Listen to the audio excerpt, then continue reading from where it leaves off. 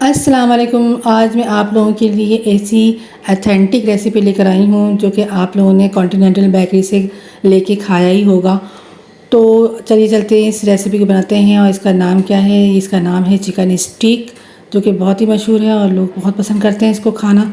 तो आइए चलते हैं, आज इस रेसिपी को हम खुद बनाते हैं। और तो आज इसकी असल रेसिपी मैं आप लोगों से शेयर करने जा रही हूँ।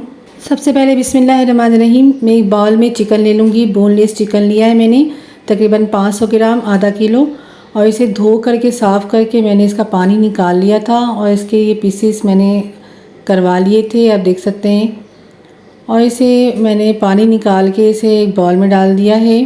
अब इसमें मैं स्पाइस ऐड करूँगी, जिसमें ऐड करूँगी कुटी हुई लाल मिर्चें 1 टीस्पून। आप अपने टेस्ट के हिसाब से कम ज़्यादा कर लीजिएगा। फिर इसमें ऐड करूँगी मैं नमक 1 टीस्पून, ये भी आप अपने टेस्ट के हिसाब से कर लीजिएगा, ज़्यादा या कम।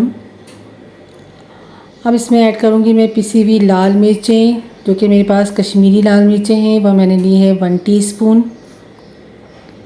पिसा हुआ धनिया लिया है मैंने 1 टीस्पून। और इसमें ऐड कर दूँगी मैं पिसी हुई काली मिर्चें 1/2 टीस्पून।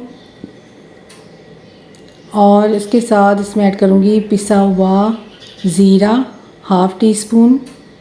ये भुना हुआ नहीं है, बगैर भुना हुआ है। और इसमें ऐड करूँगी पिसा हुआ गरम मसाला 1/2 टीस्पून। लहसुन पाउडर ऐड करूँगी 1/2 टीस्पून। अदरक पाउडर ऐड करूँगी 1/2 टीस्पून। मस्टर्ड पाउडर ऐड करूँगी 1 टीस्पून। और बेसन ऐड करूँगी 1 टेबल स्पून। और उसके साथ चिली सॉस ऐड करूँगी मैं 1 टेबल स्पून।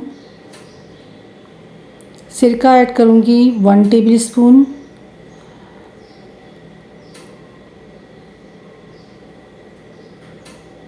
और इसमें ऐड करूँगी मैं दही 2 टेबल स्पून। अब इन सब मसालों को ऐड करने के बाद मैं इसे अच्छे से मिक्स करूँगी। बहुत अच्छे से आपने इसको मिलाना है, मिक्स करना है, ताकि सारे मसाले अच्छे से चिकन के अंदर एब्ज़ॉर्ब हो जाएं और ये अपने अंदर ये मसाले जज़्ब कर ले।